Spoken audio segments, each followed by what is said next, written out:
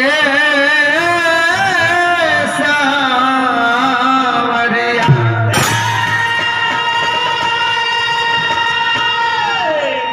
सावरिया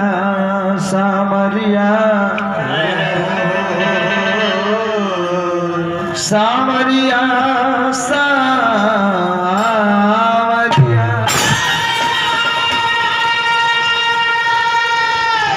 सावरिया सावरिया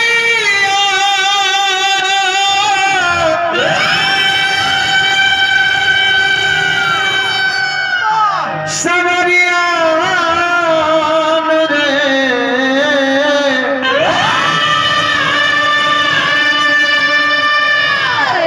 सावरी सावरी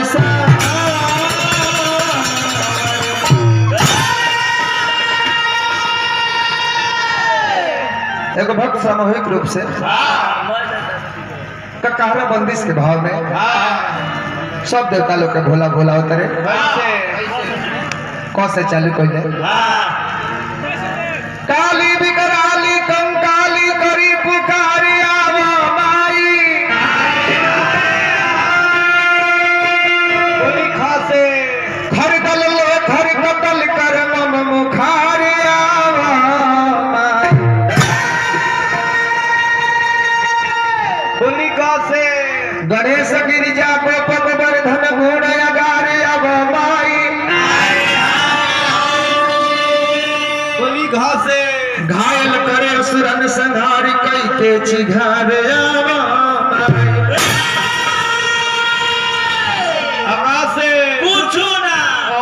बोली चौसे चतुर्भुजी अष्टभुजी चंद्रिका कई बिचारी आवा माई बोली छासे शहरी लछन छन छेक दुश्मन पछारी आवा माई बोली चौसे जाओ जलपा जगदम्बा नील जारे आवा माई झंझट झारे असुरन संघार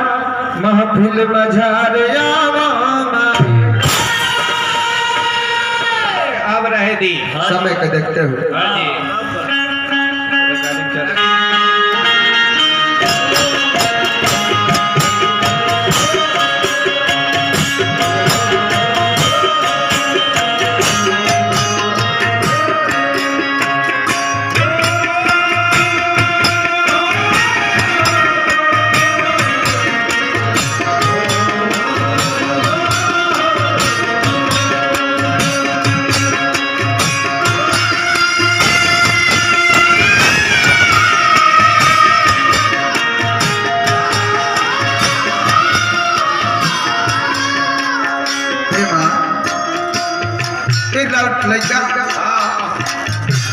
गंवारों में सबसे गंवार हो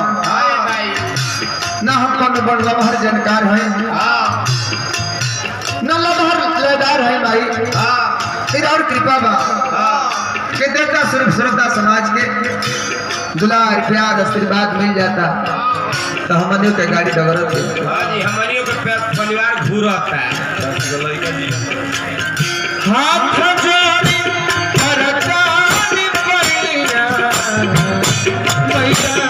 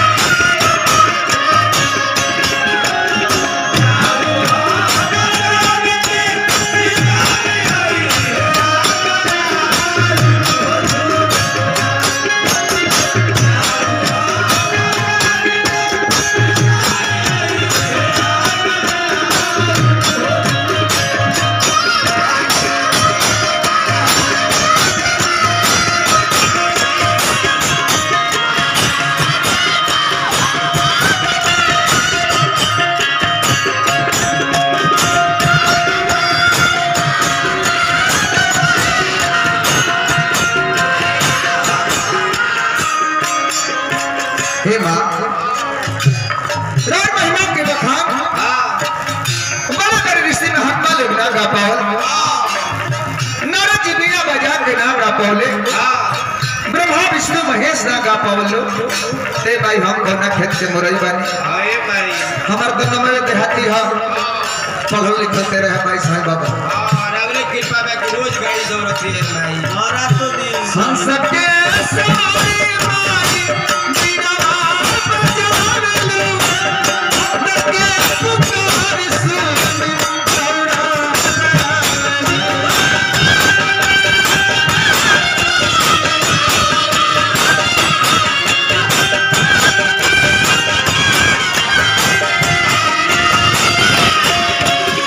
हम सबके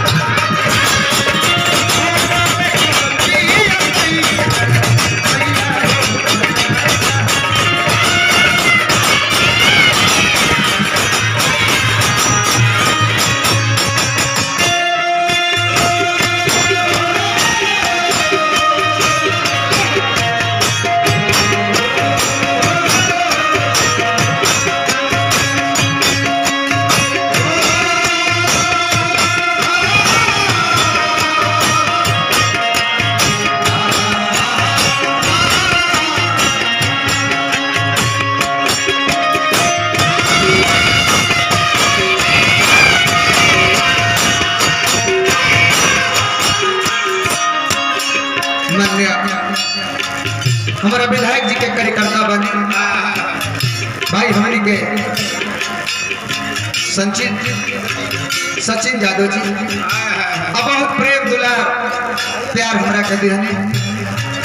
हार्दिक हार्दिक अभिनंदन जय जयकार करो हमारा सोनू भैया सोनू भाई हमारे ड्राइवर साहब बानी पुरस्कार दिला बानी माता रानी रो कृपा बना के रखे कमल से हथिया के तोहरे जुगा तोहरे से भाई सर पर ताज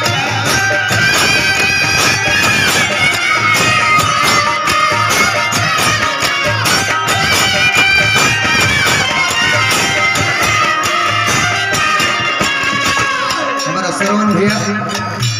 चलक ड्राइवर बने भगवान से कामना करो रवा हवाई जहाज का पायलट हो जाए जी कमल से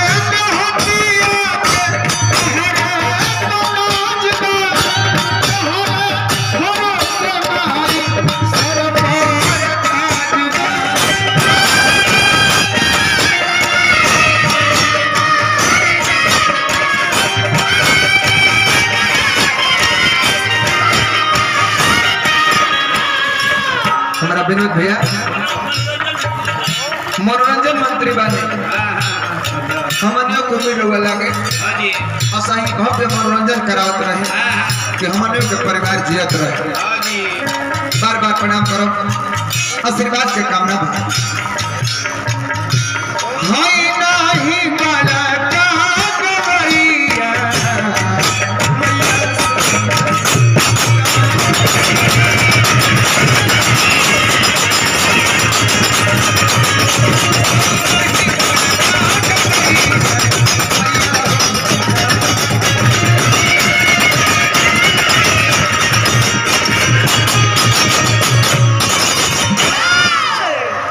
डांसर लोग का व्यवस्था हो गया का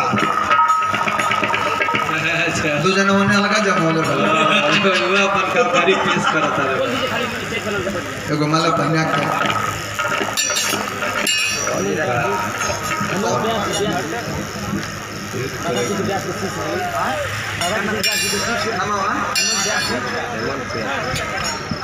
हमारा हेमंत व्यास जी हमारा राधा कृष्ण चचा के शिष्य बानी अजय विराजमान होके तो डांसर आई वाला तो देरी का करत बा बुला दे के बा जनता है तभी तो हमको सब जानता है जनता नहीं है जब देवते लोग खुश ना रहे तो हमन के का करब जा देवता लोग जैसे खुश रहे डांसर लोग चलिए अलग काम बा चले जाए एगो धुन मार दी तले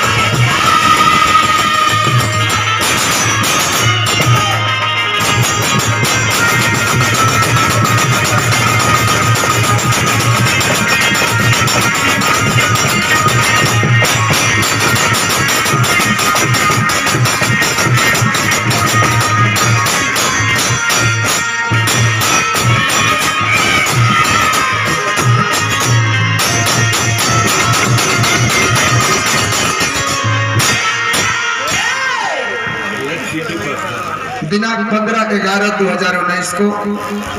ग्राम रामानंद डबरा लसलीगंज पलामू शानदार दुगोला प्रोग्राम सुरेश तिवारी बनाम शिवशंकर यादव जी एकाध रुपये का पुरस्कार हमारे के प्रमोद भैया दिले बानी अब बहुत ही सुंदर दुगोला हुई हलचल जी से क्षमा प्रार्थी बानी दुगोला के नियम ना हो कि सुमरन में जब जे चालू कैले बा ब्यास अगर में डांसर ना आए तो हमारो पीछे पीछे चालू कर में तो हमारो धर्म रखे के हमें डांसर बुलाओ जाए बाकी कमेटी के आग्रह बा तो कमेटी के आदेश हमने के मानल जरूरी बा बुरा मत मारो हां और अगर सब तनी साइड हो जाए सब माता बहन लोग भी कार्यक्रम देखत तनी सब तनी बढ़ जाए सबे बढ़ जाए तनी कि आप सबके कार्यक्रम हो रात भर के कार्यक्रम आप सब जैसे निमन बनाई हां जी हमने